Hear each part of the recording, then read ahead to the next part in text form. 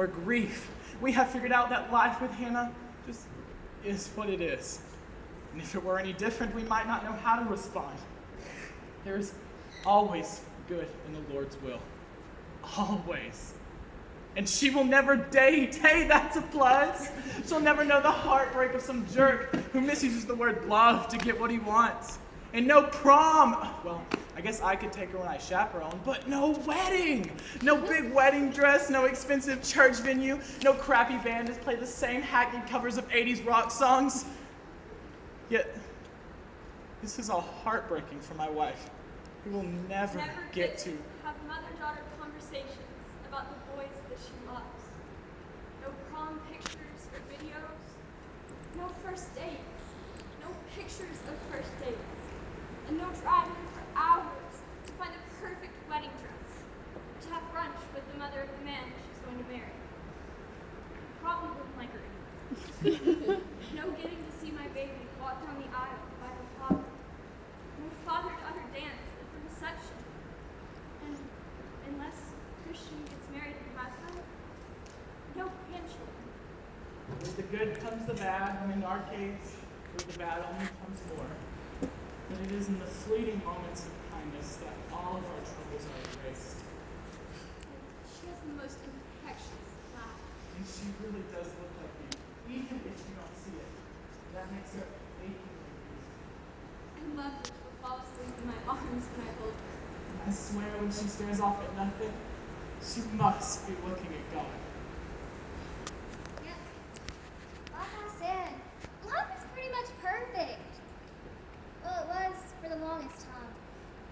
After a while, I started to notice that we were going to the doctors a lot more. One day, though, I woke up with this tube-like thing stuck in my belly, and I remember it hurt very bad for a while, but now I hardly notice it. The doctor's visits haven't stopped, but I don't have to take any gross pills or medicines by mouth anymore. Yeah, Mom and Dad just stick that stuff in some tube-like thing and shove it right into my stomach. Same with food. I get this nifty little machine that sits right beside me when I watch my cartoons, and this milk-like stuff drips from a bag right into my stomach. I'm always full now. I don't even have to eat anymore. Well, I mean, I can eat, or anything I want to eat, of course. I heard at the doctor's office that this thing helped me gain over 20 pounds in the last month, and the last 6 months I've had it in. Things were going great.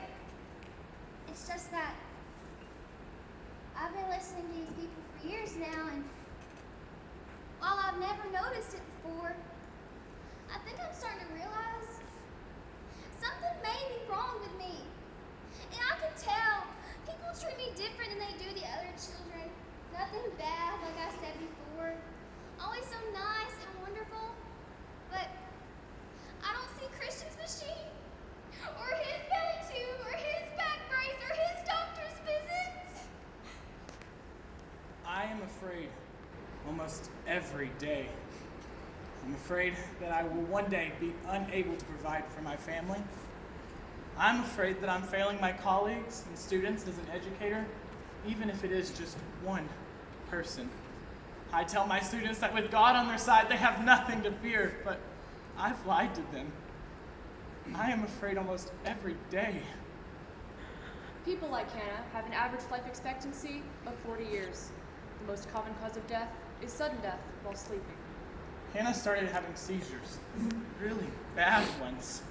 These seizures are not your normal bouts of epilepsy. Instead, we like to call them episodes. The child will simply leave the world for a few moments, generally a few seconds to a minute, and will return unharmed. She will be confused but not injured. She then may fall asleep for a longer period than a normal nap. The first one was so bad her entire face turned blue, and my wife had to rush her to the hospital before she could even get in contact with me to let me know what was going on. Medication may help with these episodes, but do not have too great a fear. Generally, the body will begin breathing involuntarily should she pass out. However, it is always better to be safe than sorry. We had to take her 2 more times to the emergency room. One time, we had to use the emergency diazepam shot.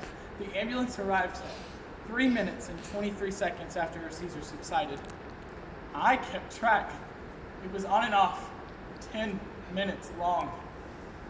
Beware of these episodes when she is walking or running. We call them drop balls. She may be standing well for a moment, even walking or running, and out of nowhere, she falls to the floor in a heap.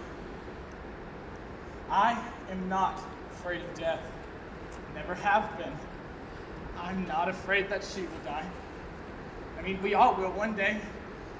But what I am afraid of the most is that my wife and I will pass before her, and she'll be left here alone with no one to take care of her.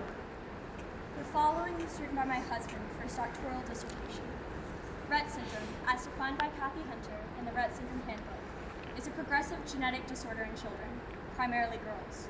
It is a result of the mutation of the MECP2 gene.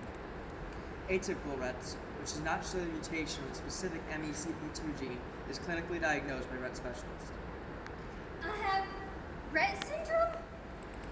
This disease is characterized by choreoathetosis, which is involuntary twitching or writhing.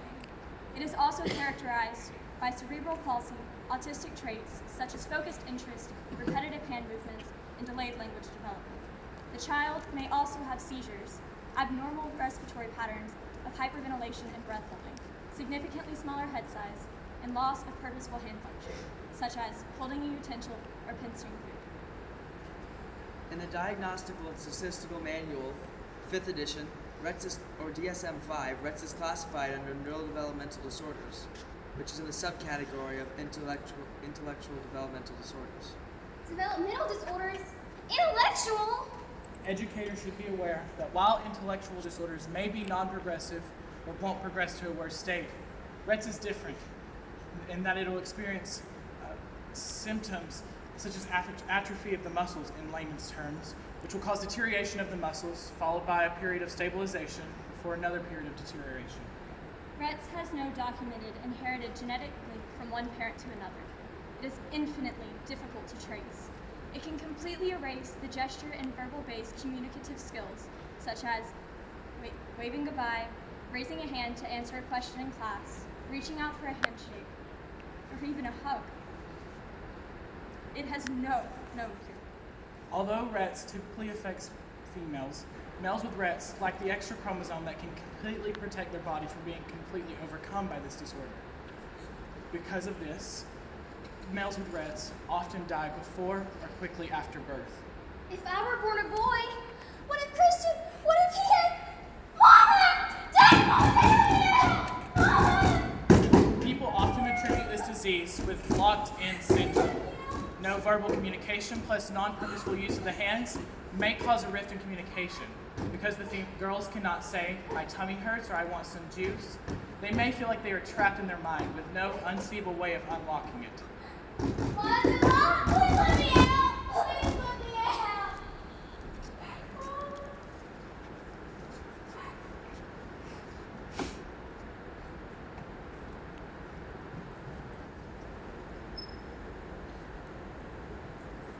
I have Rett syndrome. I hold my breath until I nearly pass out. I tap my shoulders repetitively. I wring my hands until the blisters on my hands burst open over and over again.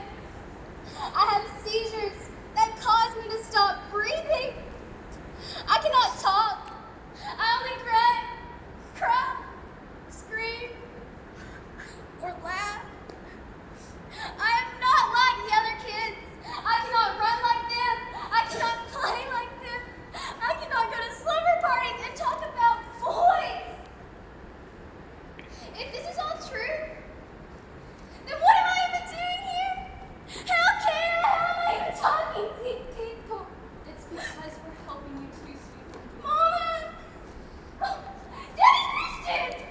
Your father hopes that through this place, he can tell the world about you and your story.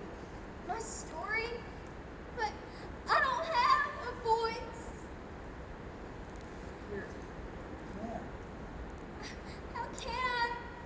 I don't look like this. I don't have a tube in my stomach. I'm supposed to be disabled. You are not diseased. You are not disabled. You are just as the Lord created you. Perfect. Dad, Mom says that you created this space the world to see me, but they're not. They're getting some made-up image. And They're some... this is how we see you, sweet baby. That is why we're doing this. Our God tells us to speak up for those who cannot. You do have a voice, and a purpose, and a story. You are here to be the helping hands among others like you, a voice among the silent, a voice that has taught us, your family, to what depths we are willing to go for love. You've taught us patience, humility, and understanding. And you've also taught us grief, isolation, and fear, and all the knowledge that goes with it. There are so many little things that the world perceives as so vastly important, but those little things couldn't matter in the slightest. What you teach, my little league, deserves to be heard by the whole world. The world? These people, the world. I can see them. I've been talking to them, but where are their voices? Theirs have been stopped by your sweet baby. Do you see how powerful your voice is? Here, you can truly be a hero. You can teach us patience and love and kindness as long as we don't allow our own abilities in our way. You don't, my little league. So, this place, these people, my voice, what am I supposed to say? We've been waiting all our lives for you to speak, Anna. Just say what you think needs to be said. What should I say? I should say, trust in the Lord with all your heart. He will make your path straight. When you can, serve others with kindness and love. When you cannot, serve others with kindness and love. Talk to those who cannot speak in the off chance that they are unable. Count every sunrise. Try and beat my dad's score. Since the greatest of all things is love, then do just that, without question. Look, Daddy, look, they're listening to me. Maybe they'll... Mama? Daddy? Christian? I love you. I am Little Lee. I am a child with Rett syndrome. I have a voice. And maybe one day you will be made brand new, just like me.